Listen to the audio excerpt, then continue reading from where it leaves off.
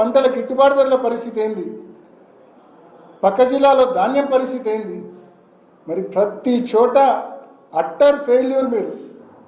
మరి utter failure కాబట్టే రైతులు వచ్చి స్వయంగా ఓట్లు వేస్తే మీ బండారం బయటపడుతుంది కాబట్టి భయంతో చేతగానితనంతో వైఎస్ఆర్ కాంగ్రెస్ పార్టీ మద్దతుదారులకు రైతులకు నోటీస్ సర్టిఫికేట్ అందించకుండా వాళ్ళు ఎలక్షన్లో కంటెస్ట్ చేయకుండా అడ్డుకున్న దద్దమ్మవు నువ్వు ఈరోజు వచ్చి మాట్లాడుతూ ఉన్నావు.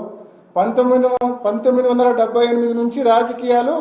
మరి ఈరోజు ఆయన వచ్చి పెకిలిచ్చాడంట, కూకుటి వేలతో పెకిలిచ్చాడంట. మొహం అద్దంలో చూసుకో ఒకసారి. ఎలక్షన్ నువ్వు ఏ రకంగా చేసినావో నీ ఒక్కడికే తెలుసు అనుకుంటున్నావేమో. పులివెందుల్లో ఉన్న ప్రజలు, రైతులు, వైఎస్ఆర్ కాంగ్రెస్ పార్టీ నాయకులు ప్రతి ఒక్కరు కూడా గమనించారు నువ్వు ఎన్నికలు ఏ పద్ధతిలో చేశావు. ఇంకా చెప్పాలంటే పక్కనున్న జమలమడుగు నియోజకవర్గం ఉంది. జమలమడుగు నియోజకవర్గంలో రామసుబ్బారెడ్డి గారు, సుధీర్ రెడ్డి గారు కూడా సిన్సియర్గా నీటి సంఘం ఎన్నికల కోసం పనిచేశారు.